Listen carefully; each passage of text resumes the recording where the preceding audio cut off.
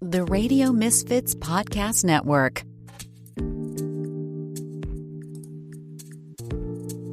Hello, everyone, and welcome to the Planted with Sara Payan podcast. I'm Sara Payan, your host, and today we are going all the way to Berlin, and we are visiting with Dr. Andy Mannsfeld, who is the managing director of EUCannaJobs. Andy, welcome to the show. It's so nice to have you here. We've had such great conversations offline. I'm really excited to have you on the show so we can talk more and have our listeners get some information on what's going on in your neck of the woods, because you've had a lot of changes and everybody is super excited about it. Yeah, thanks for having me, Sara. Really appreciate you having me on. And yeah, like you said, it's always fun catching up with you. And excited to chat away today a bit. Yeah. And for our listeners, I always like to ask this question. What was your first cannabis experience? Well, I grew up in the deep South in Alabama, actually. And so it seemed like there was a lot of that around in high school. And I certainly wasn't one of the first friends to try it, but you do what your friends do.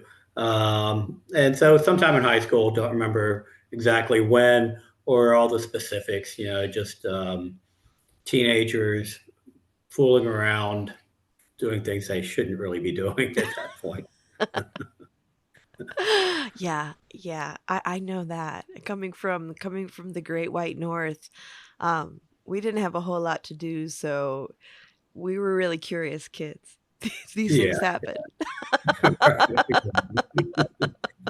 Extracurricular activities, parents. Right. Keep your children engaged.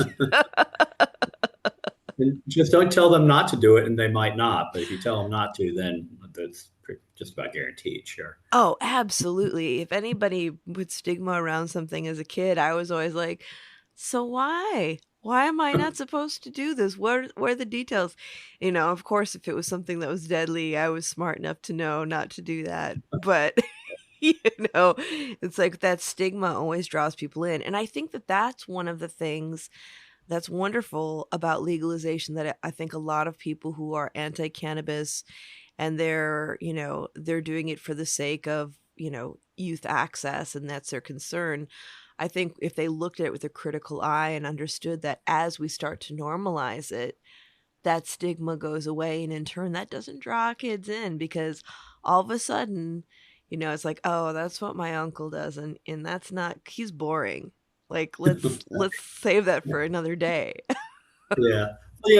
That's what all the studies end up showing for the U.S. and for Canada, that where it's legal, less kids are trying it and using it on a regular basis. Which I wouldn't have guessed that, actually, when I was living in Colorado. I kind of expected maybe a few more kids, that those numbers might tick up a little bit. They went down. So that's why I'm glad that kind of data is collected, so we actually can see what does happen. Yeah, the truth is in the data. So Right. You were saying you grew up in the South, and now you're in Berlin. How did you get into your work? Because you're a physician. Right. How did you get into cannabis? And then how did you end up in Berlin, of all places?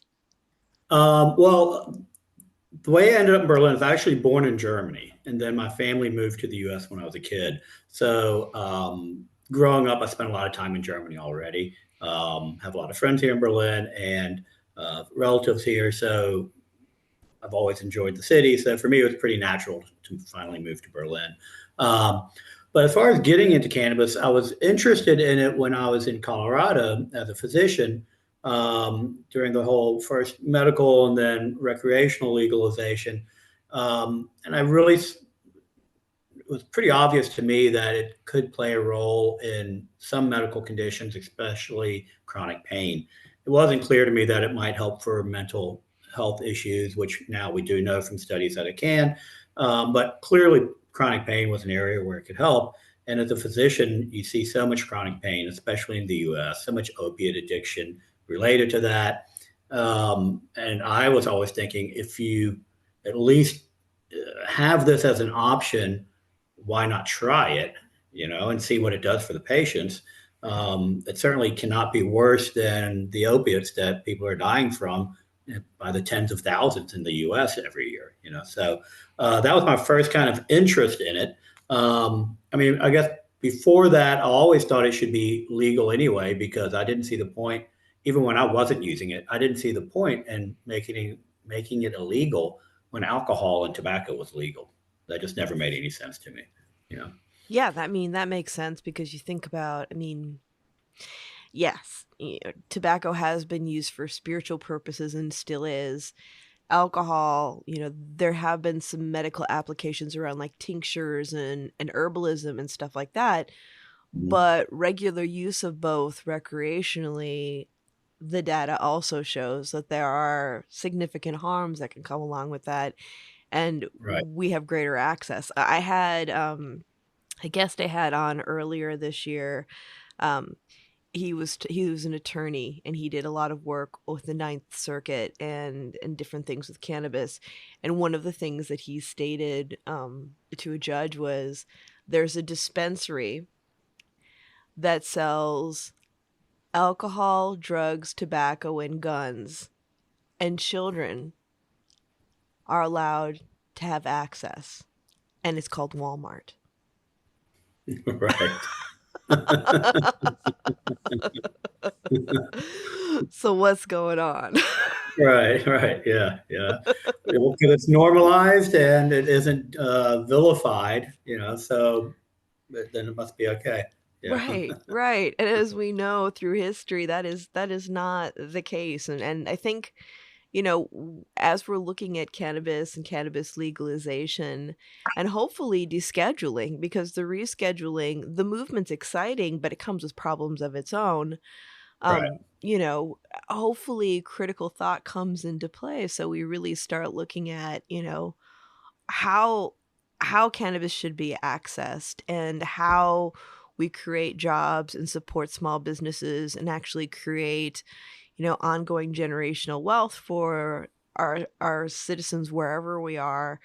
There is a place for the large companies as well, but as we know, the money doesn't stay in the locations where they're doing business. So why don't right. we use this as an opportunity? And speaking of that, I before we get into more of the nitty-gritty about what's going on in Berlin, what are you doing there? What is EUCannaJobs, and what's going on with that? And what are you excited about with that? Yeah, yeah. So we are, excuse me, a jobs platform. We're actually the biggest jobs platform in Europe for the cannabis industry. And so jobs platform similar to something like Indeed or something where companies can come and post their job and people who are looking for jobs just come and they can apply directly on our platform for those jobs. And then we also do recruiting. So we really try and be there for everything that a company might need for the hiring, whether it's entry level or if they're looking for, their executives, head of sales, or just salespeople, whatever. They want a recruiter to really go and find that exact right fit. Then we can do both of those by having the platform and the recruiting.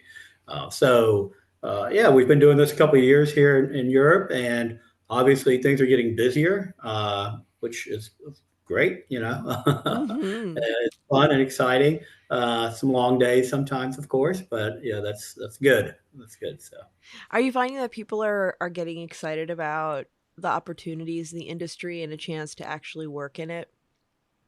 yeah, so definitely since the beginning of this year, we have seen a lot more excitement, almost like that electric excitement feeling in the air. At these different conferences and events, some of the big consumer events and smaller business to business events, there's just palpable excitement, both from the business people and from the consumers.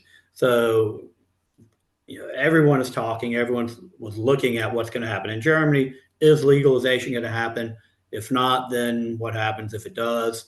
What does that mean? And now it has happened. So definitely a lot of excitement, a lot of discussion, a lot of people who are looking, a lot of companies who are looking to come into Europe, especially Germany, from overseas, be it the U.S., Canada, but also South America and Africa.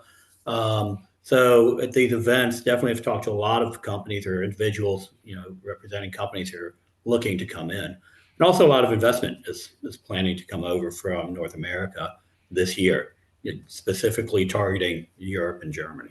Yeah, well, and then the International Cannabis Business Conference has had a Yeah, home in Berlin for quite some time.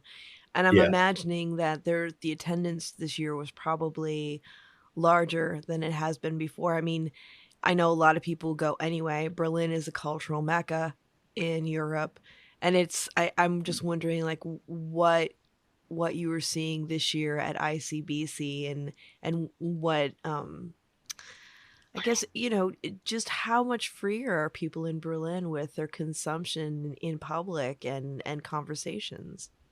Yeah, I mean, Berlin has always been its own special little or big place in Germany. It doesn't really follow the conservative rules of or norms of the rest of Germany. So even before this legalization happened, 5 weeks ago, you could already smell weed everywhere in Berlin, just like you do walking around Colorado. So that's nothing particularly new, I would say. Police don't really seem to care either. They didn't before and don't now. So, which I mean, I think is the way it should be. I mean, if someone can walk around smoking their cigarette, why not? Why not let them smoke their joint or Right. use their vape or whatever? I mean, what's the difference practically?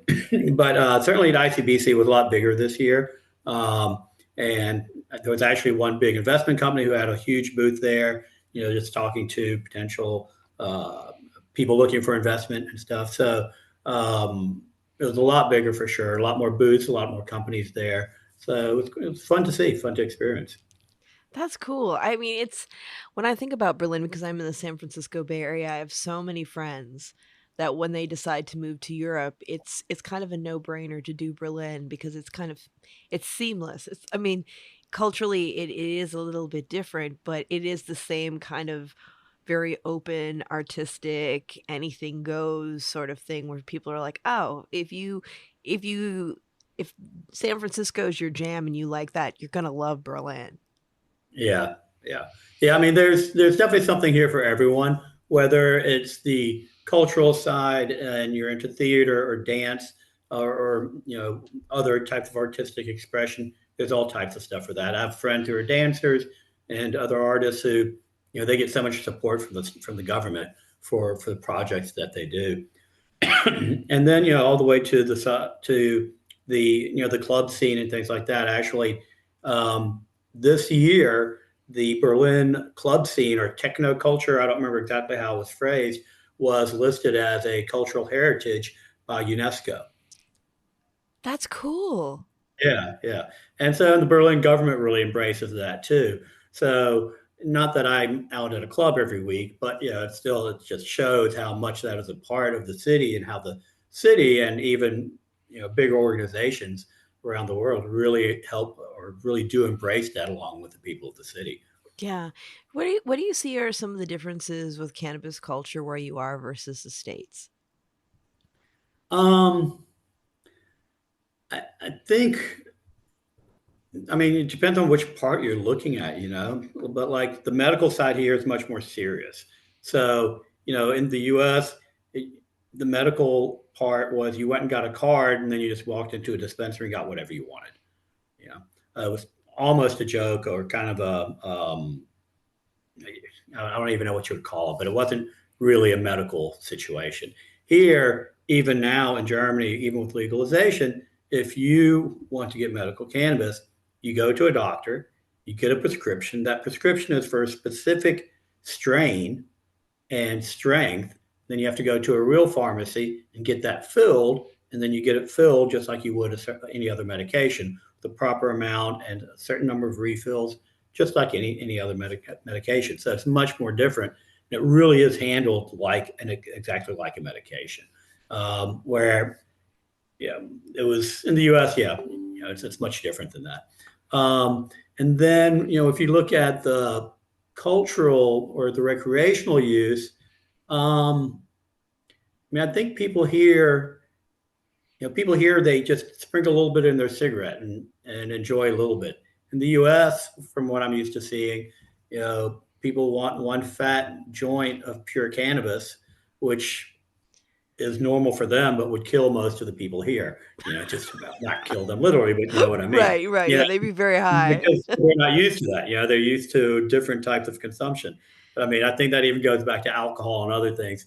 People in Europe are more used to moderation. In the U.S., I think people are more used to binging on everything. Yeah. Yeah, and then it's also the different combination when you have tobacco and cannabis combined. And then traditionally, because flour was harder to come by, you were having more of a hash and tobacco combo in Europe. That was more of a European way to Yeah, that is consume. true. Yeah, that is true. Yeah. Yeah, it's interesting because that's like my friends from Europe when they'd be smoking, they'd be like, "No, no. We don't do what you do, sir." And I'd be like, "Oh, but I don't do tobacco anymore either, so we always have to have our own." So, I mean, 5 weeks ago, exciting things happened in your neck of the woods. Like, tell us Right. more about it. What does it mean? Because I know it seems as though there's policies that have been passed so that people aren't getting in trouble for using it and they can access it. But there seems like there's some slowness around the business around recreational or adult use. Like there Yeah. explain that for me because it's a little I think Yeah. it's a little confusing for our listeners. Yeah. So what actually got passed on April 1st, well, it got passed a while ago, it came into effect on April 1st, was the legalization of cannabis. And so you're legally allowed to possess it up to a certain amount. You're legally allowed now to grow up to 3 plants at home. And it was also removed from the narcotics list, which will have a huge impact, already has, on the medical prescribing because it's no longer a narcotic like similar to the U.S., the narcotic prescriptions are much more complicated to write and to fill because it's more tightly controlled. It's the same way here, but since it was removed from that list of narcotics, that makes it easier for the doctors to prescribe, easier for the pharmacies to fill without having all these extra steps and forms and everything else. So it really has already increased the number of patients dramatically. I don't remember the numbers, so I don't want to quote it wrong, but it's been a dramatic, in the first month, dramatic increase in number of medical patients, dramatic increase in prescriptions being filled to the point where pharmacies are barely able to keep up. Wow. So, yeah.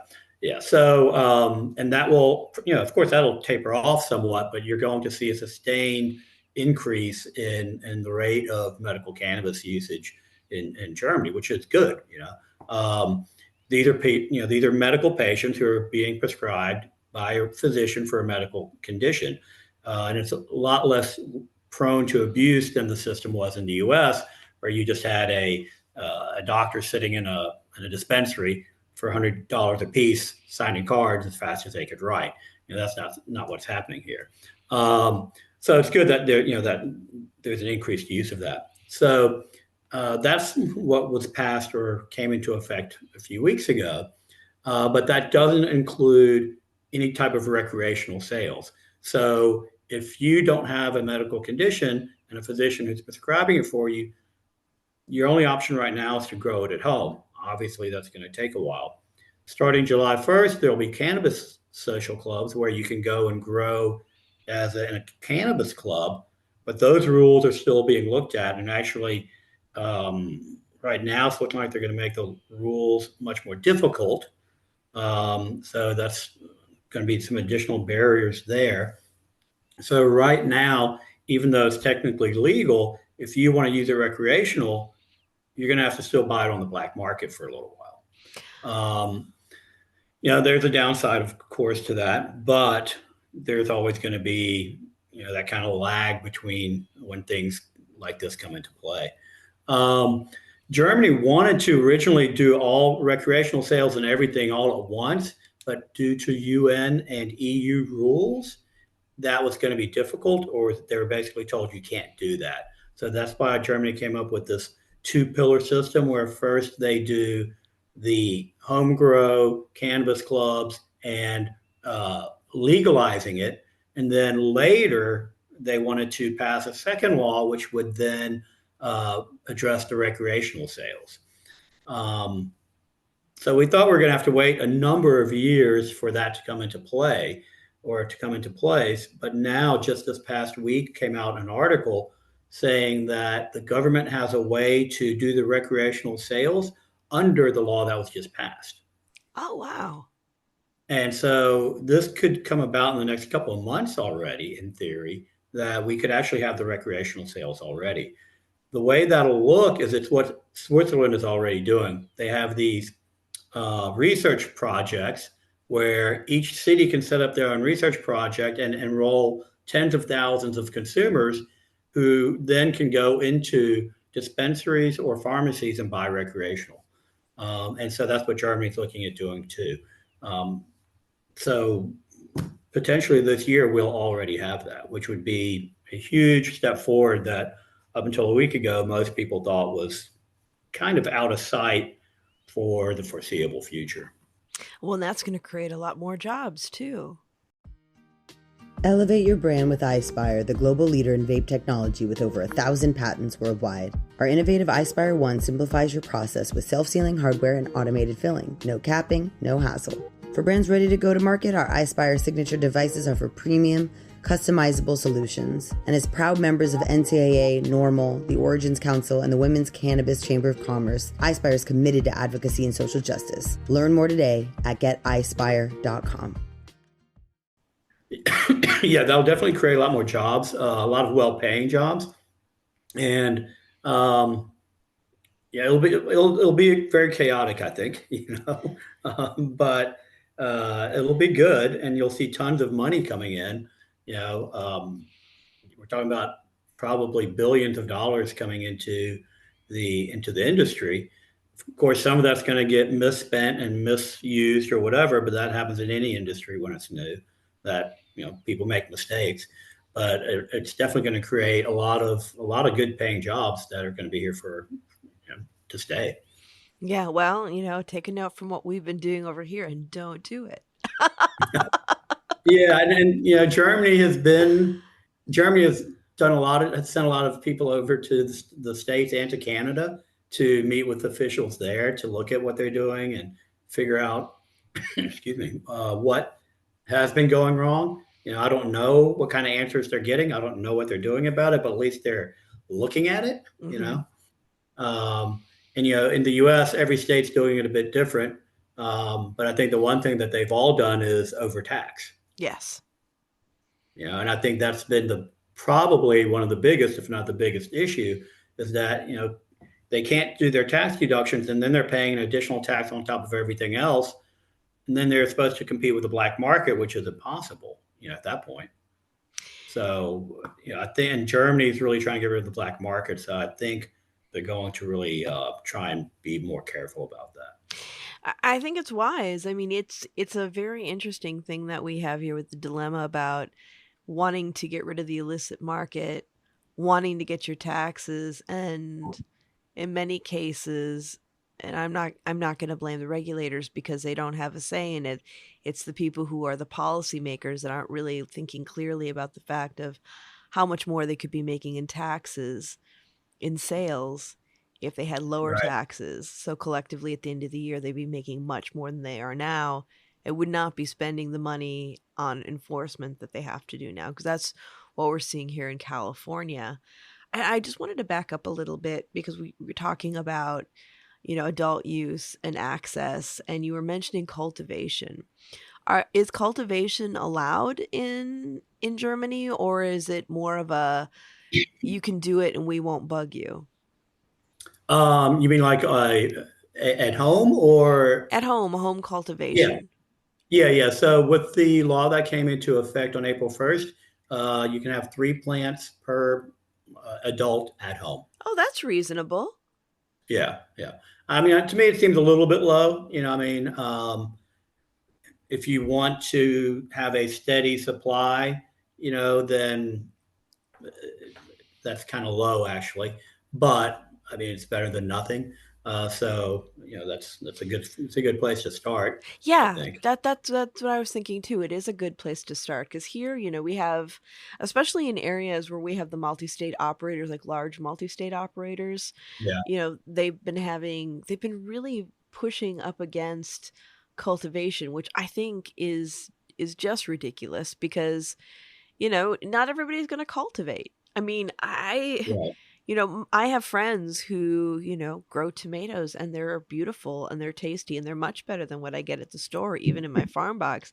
But that doesn't Right. mean that I'm going to be planting any plants anytime soon. Right. Right. But if you want to, why not? Exactly, exactly. And it's not going to take a bite out of the market because those tomato producers are still going to be selling tons and tons of tomatoes, literally. Right, right. Yeah, and I have friends here who are already growing, but the success rate is also very low. I mean, and if they do produce something, it's not like they're getting huge buds off of it. It's usually small amounts anyway. But let people try and do that. So, um, yeah, I mean, I think it's silly to try and fight that. I think so too. Oh, when we're looking at the rules with the UN and the EU, are you seeing any changes with that, or what do you have you talked to anybody who's had any insights around what's going on with that? Because that's going to be a game changer for all of Europe. I mean, we're already seeing, maybe people flock to Spain for Spannabis. We're already seeing a lot of people, doing work in Portugal. But, Right. I just think that'll change a lot of things. I mean, in the UK, they have their medical program, but their patients are still treated like criminals. If they get caught with it, they're still out of luck. Yeah, yeah, and I mean, and you see that in a lot of places. Like, I mean, you mentioned Portugal. Portugal is where the majority of cultivation is happening, but 99 point, like literally 99.99% of all of it was exported. I think 17 kilograms was sold within Portugal in their medical market last year. Wow. They exported something like, I don't know, 30,000 pounds or some huge amount. From a medical patient point of view, there it's not accessible, even though legally it is there. And that's what you see in a lot of countries in Europe currently. It's actually that they have the laws on the books, but then actually being able to access it is next to impossible. But yeah, as far as the UN changing or the EU, they're not really discussing it at this point. Part of the hope is that by like Switzerland and then Germany, probably later doing these 5 year long studies of regulated sales, that during those 5 years, the conservativeness of the EU will get a little bit less conservative, and then they'll be able to have a serious conversation about it. Because right now they're basically not willing to discuss changing any of these policies. And usually, I'm not sure exactly how many EU countries would have to vote to change those rules. But I know it's a very high number. It might even be unanimous, but I'm not sure about that. But a lot of those rules in the EU have to be either unanimous or very close to it. And right now, a lot of the conservative countries would definitely vote against it, and even some of the countries like France and Spain would probably vote against it also. So it's not happening anytime soon, but hopefully, as Germany and then other countries, first have their medical programs, and then the recreational sales, people will realize it's not the end of the world, and that it actually is safer for the kids, decreases the illicit market, actually leads to benefits across the board for the society and people in general. Yeah, I mean, because we've even seen, some countries that have walked back their policies even further, like, say, the Netherlands. They've been trying to have it that, the coffee shops that tourists don't have access to purchasing cannabis, which I get it in some ways. It's because we're in this stigma and prohibition, people go there, it's not normalized. So then some people don't behave, and that's why we can't have nice things. Right. you know, but it seems like if we were able to have more, normalization and legal use across the board, a lot of that would die down. And we'd also, be looking at, I mean, Like Amsterdam was one of the first cannabis tourism places, but as we start to grow and as it goes throughout the world, like places that are noted for their cannabis production could be, places to go on.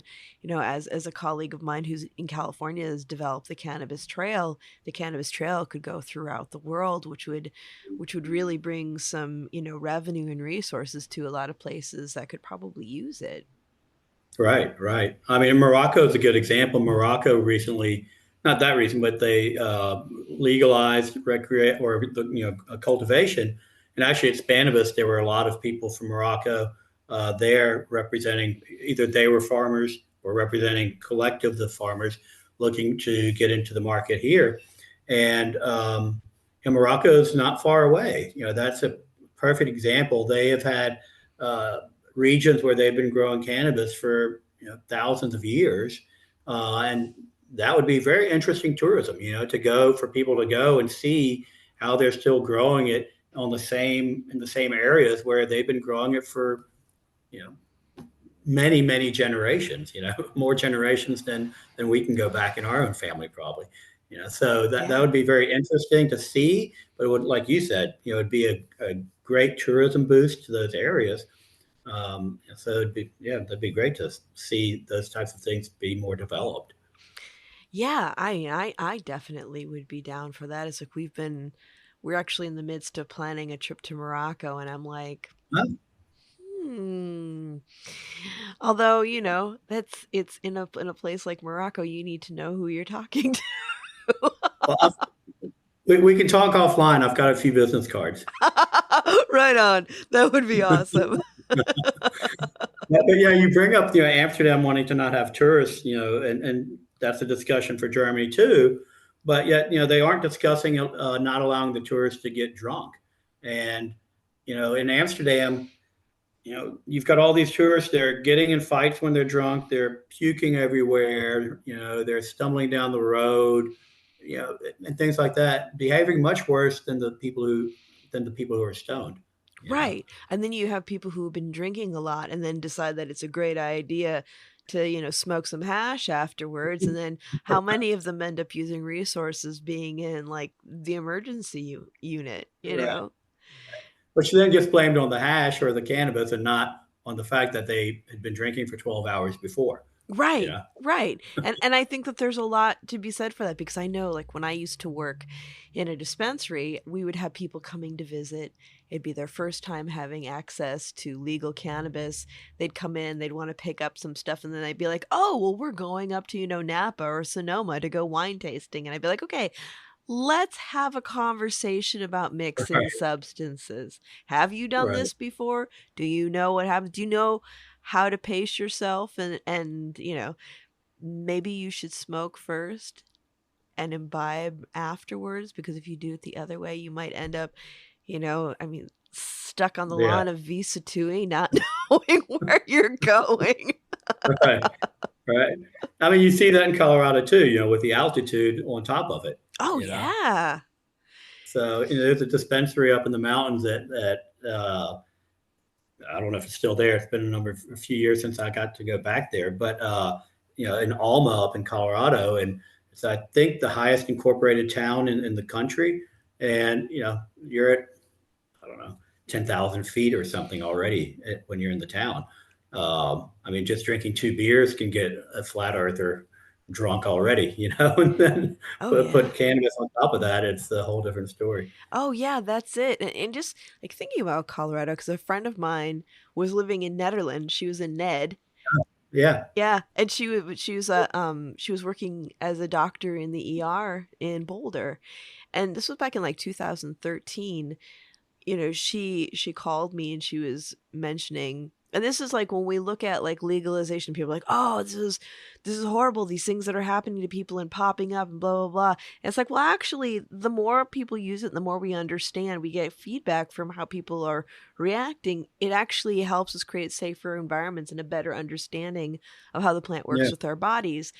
But that was when she called me and she was like, "Hey, Sarah, have you been seeing I've been having these young men coming into the ER with cyclical vomiting that's only being soothed by hot showers, and the only thing that they all have in common is they smoke a lot of weed. And that was the first time that I heard about cannabis hyperemesis syndrome. And I was like, I have not seen that in California. And it's, it's funny because I was just on a panel for the University of West Virginia, and Dr. Peter Grinspoon was on there too, and I love Peter. He's a hoot, and he's got so much knowledge. But one of the psychiatrists that was on the panel as well, who was he worked with addiction, he kept bringing up cannabis hyperemesis syndrome like it was happening to everybody. It was almost like Kevin Sabat, and the fact that he's saying that, there's scromiting where people are like screaming and vomiting at the same time after using cannabis. And like, I'm like, wow, that's interesting. But it's, he kept bringing up the hyperemesis, like it's happening everywhere and save the children, right, and da-da-da-da. And it's like, well, let's have a balanced conversation about this. It is happening. It's not common. It's more common than we thought, but it's still not common. And it's not a call to prohibition. It's a call to lean in and learn and figure out what's happening. And we still don't know. I mean, there are so many theories about, some researchers think that, in our ECS, we may have a third receptor that's being triggered by this.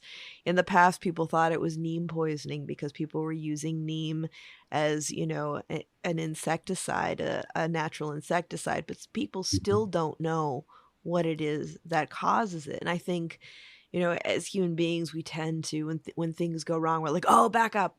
Everything's bad. Let's be prohibitionist about everything. Right. But if we actually lean into it and we're just like, okay, so what's going on here? What are the commonalities? And as we start to learn more about the ECS, like how can we track what's happening in the body? And it's a really interesting call to critical thought, I think. Yeah, definitely. And it could be is not that this is simple, but as simple as the genetic makeup of those individuals.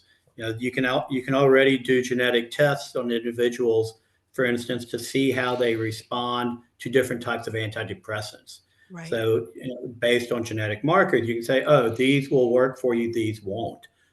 Instead of someone going through a year and a half of trying different antidepressants to figure out which one's going to help them, these genetic tests can help. And I've heard of some tests already, genetic testing that can be done around cannabis, but I haven't really read about it, so I'm not familiar with that at all. But that would be an interesting way to look at it and see is there a genetic marker that is different that is causing these types of things. But like you said, just to say no one should ever use it, well, that's not a very reasonable answer. Maybe these individuals certainly, they need to consider if they should be using it, but that doesn't mean you shouldn't or the next person down the street either. Yeah, I mean, it's like saying, this person has celiac, so no one should have gluten. Right, exactly. Which I have a roommate that probably would back that up. She'd be like, no gluten for anybody because celiac makes her miserable, but that's not really how the world works. Right, exactly.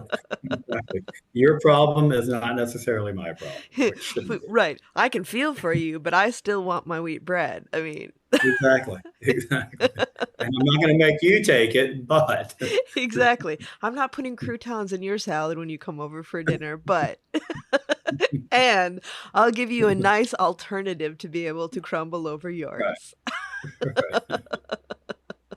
But I think that it is one of the conversations as we go through things. Like when I would teach classes, I'd always say, even though we create our own endogenous cannabinoids, not everybody tolerates phytocannabinoids. And the biggest message around that is, and that's okay, because you can get, some of the effects that you're looking for with cannabis, or some of the relief if you're using it medicinally with other herbs. Or, you can do the pharmaceutical route if you like to.